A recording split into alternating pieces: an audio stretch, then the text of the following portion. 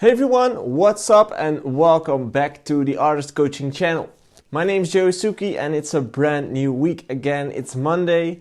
I had a lovely weekend. It's been a bit tiring as usual, but I'm back again on Monday. Already had a few nice coaching sessions today. Started the day off with a production coaching here in the studio. And after that, some Skype sessions actually with clients from all over the world. So it was interesting. We covered some interesting subjects, and it's really nice to see everyone evolving in their career and making steps. So really great morning. Right now it's the afternoon in Goorlen where I'm at. It's in the south of the Netherlands, and it's starting to become a little bit dark. Winter kicked in here, so that's why I'm wearing the sweater. But anyway, last week I asked you guys another Q&A in the Facebook community group, in the Artist Coaching community group.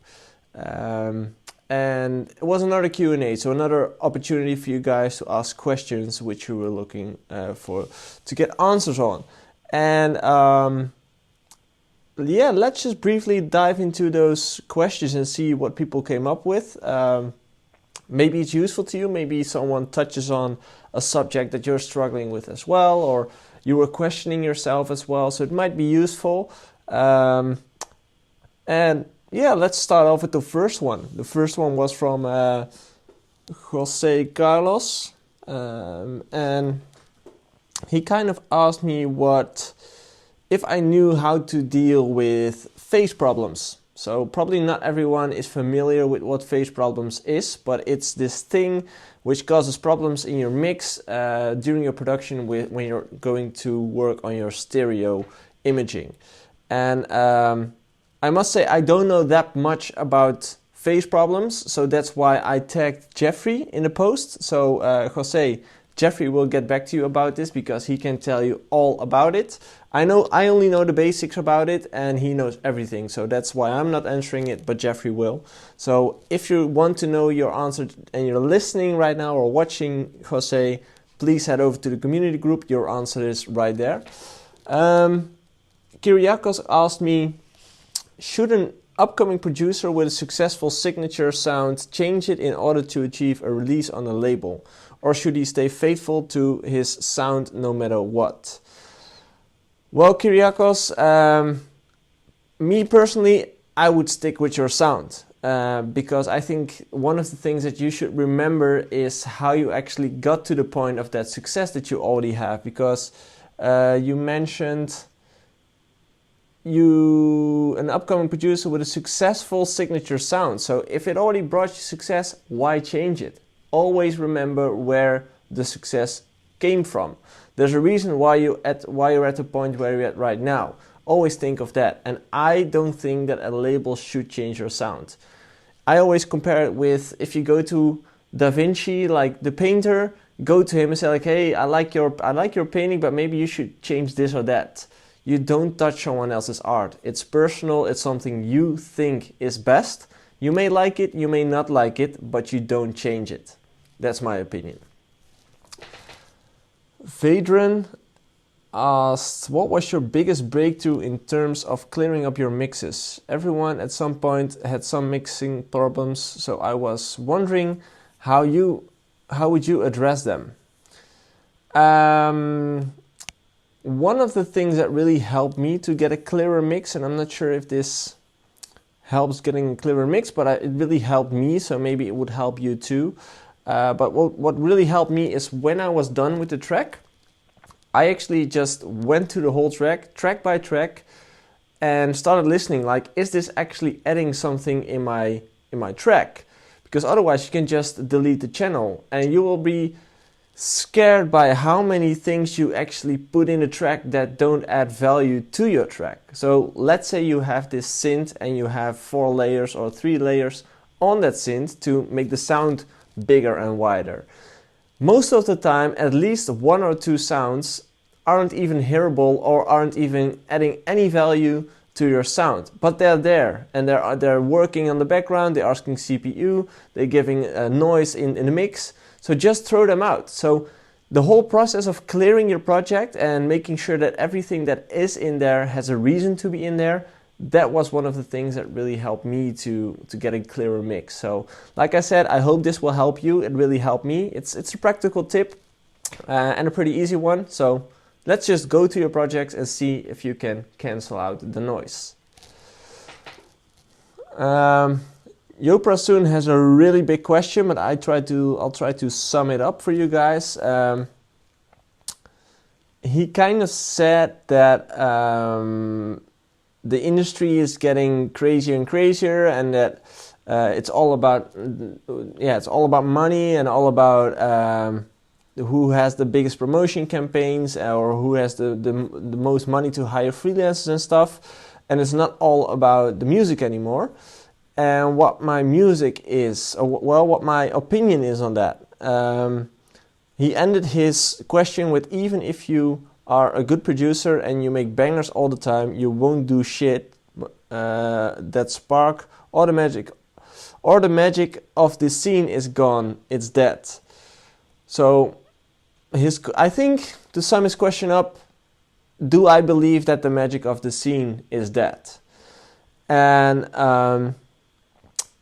my personal opinion on that is it isn't.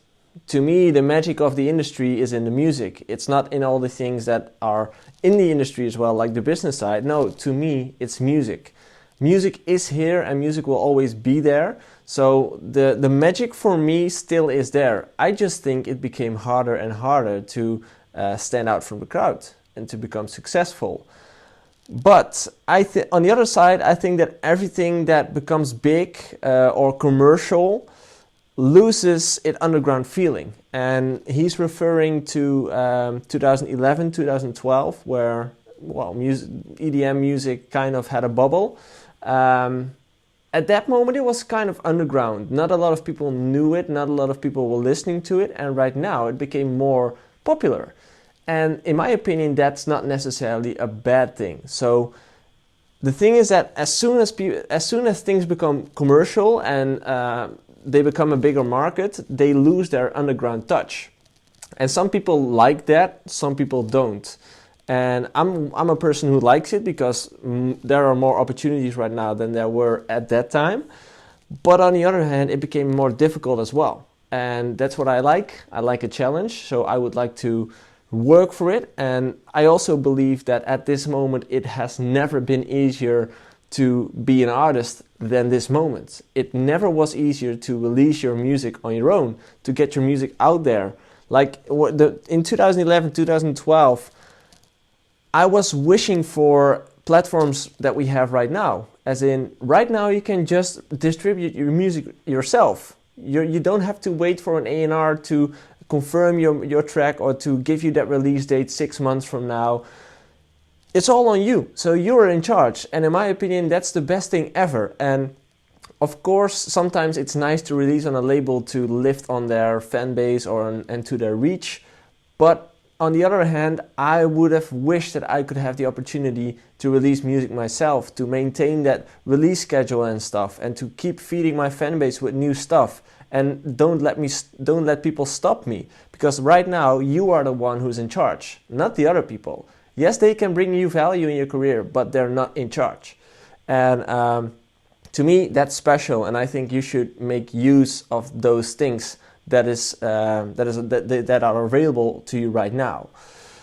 So yeah, I think that's my opinion on that. If that was the question, I still think it's impossible. It's possible to become big, but it just takes way more time and way more effort, and you have to be more unique than ever because everyone's making music. So you have to come up with something that is special, and that's hard. I get that. Just Lucio asks that everyone has their own specific tool, but do you think that Nexus 2 is pretty much the standard synth that is used by Dutch big room producers? Well, as you mentioned, everyone has their own tool. I don't think there's a standard plugin for every genre or whatever.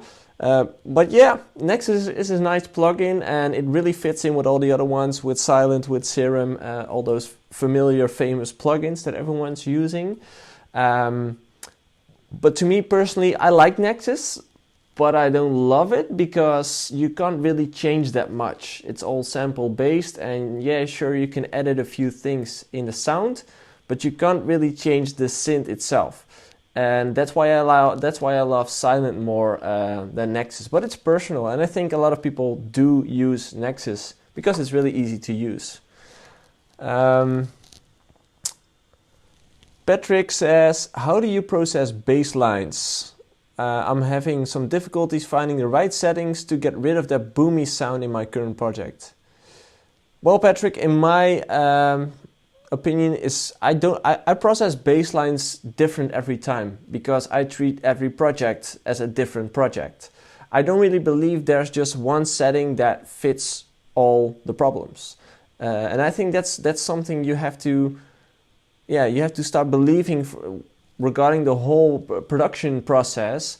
There are no rules, as in there is no one setting that fits for all the synths or that fits for all the kicks. Every kick's different, every synth's different, every little element needs a different treatment. So I can't really explain to you how I process my basslines because it's different every time. I just listen to the bassline at that moment and to the kick at that moment and try to find a way to get it into the mix perfectly. But sometimes it's just a compression, sometimes it's sidechain compression and limiting. It really depends on the track itself. Last but not least, Yoshi asked if you send your track to a big label, does the label expect that it's already mastered, or is a good mix enough to get signed? Well, I don't know if they expect it, but I most certainly send in at least a mastered version of your track. Let me explain why. Because to me, in my opinion, you only have one opportunity for a first impression. And it's already hard enough to get through that email box, to get through that promo box from labels, or to get noticed by labels. So you want to make sure that as soon as you get noticed, you offer them the best value possible. So investing in a master doesn't have to be that expensive, like could be from let's say 40 euros, 35 euros up till 100, 200 euros. But I think it's a great investment, or you can just do it yourself if you have the opportunities. So those were the questions from this week's Q&A in the Facebook community group. Great questions, guys. Thanks for sending them in. I think there's a lot of value in here which could work for a lot of people out there.